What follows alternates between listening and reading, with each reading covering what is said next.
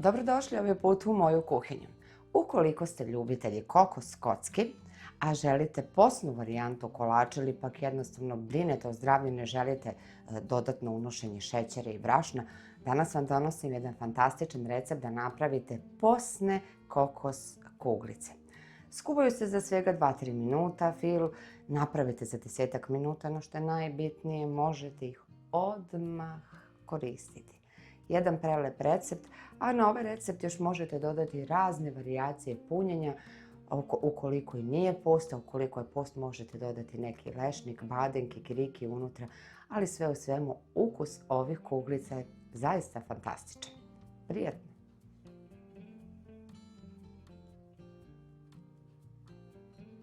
Za pripremu ovih posnih kuglica bit će nam potrebno biljno mlijeko. Što se mlijeka tiče, možete kupiti odmah sojino čokoladno mlijeko ili možete koristiti bilo koje drugo biljno mlijeko koje inače imate i koristite. Za današnji recept ja ću koristiti 300 ml ovog lešnikovog mlijeka. Dodat ću agava sirup kao zaslađivač, možete koristiti bilo koji drugi zaslađivač koji imate ili ako želite možete dodati onda i običan šećer. Koristit ću 6 malih kafenih kašičica agava sirupa kao zaslađivač, 50 g crne posne naravno čokolade i ovdje imam 150 g pšeničnog griza, ja koristim Centelin pšenični griz tip 400 i još što će nam biti potrebno na samom kraju da uvadamo kuglice, a to je kokos. To je sve od sastojaka što će nam biti potrebno. Prvo je potrebno da skuvamo griz.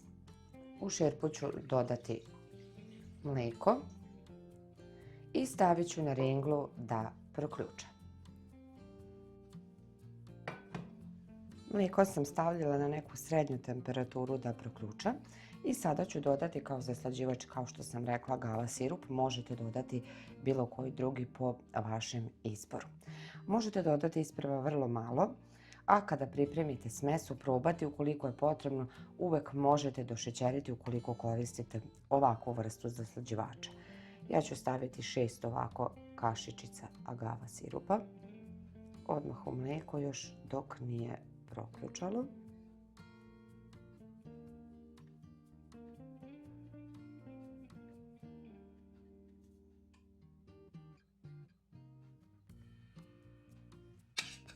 I ostavit ću sada da se mlijeko potpuno ugreje.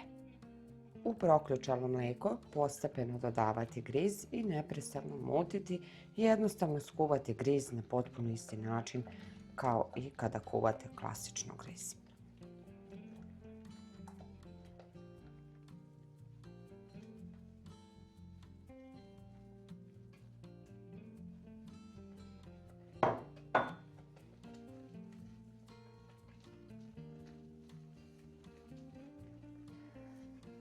Griz treba da vam bude malo gušći da bi mogli kasnije da formiramo kuglice, jer ovdje nema dodatog margarina. Ali ukoliko vidite da je smesa baš tvrda, možete doliti još malo mlijeka.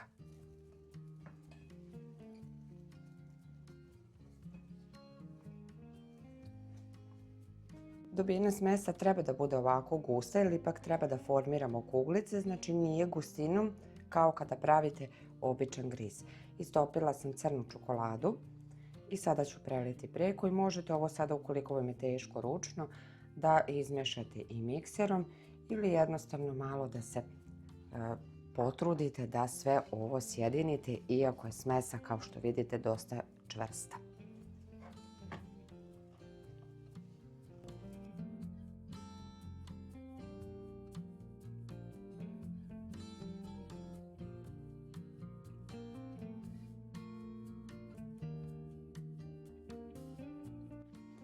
Kada sam smesu ovako lepo izjednačila, ovo je gustina, znači ne može da vam padne sa kašike, ali opet kada uzmete smesu možete formirati kuglice, pritom računate još dok se smesa ohladi da će se ona još dodatno stegnuti. I sada ću preručiti u drugu posudu i ostaviti da se malo prohladi griz kako bi mogli da formiramo kuglice. Kada se smesa prohladila, ne ni potpuno hladna, nego da vam bude mlaka, koliko da možete formirati kuglice, počinjemo sa pripremom.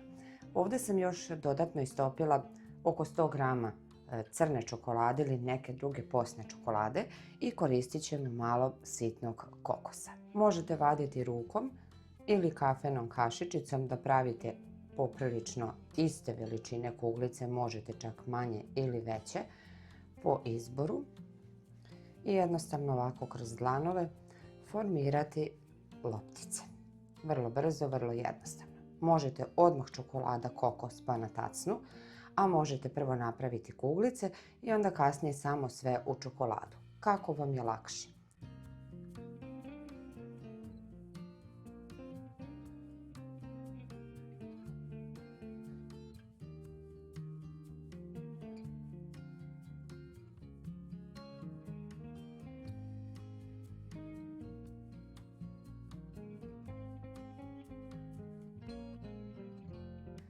Kada sam formirala kuglice, sada idem čokoladu. Stavit ću svaku kuglicu u čokoladu i pomoći ću se sa 2 ove male viljuškice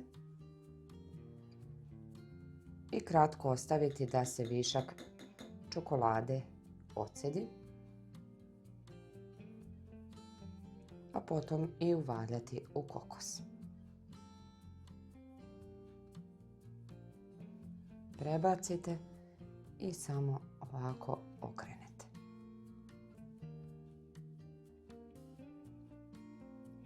I ređati na tacnu. I tako ću sada raditi i sa ostatkom kuglica.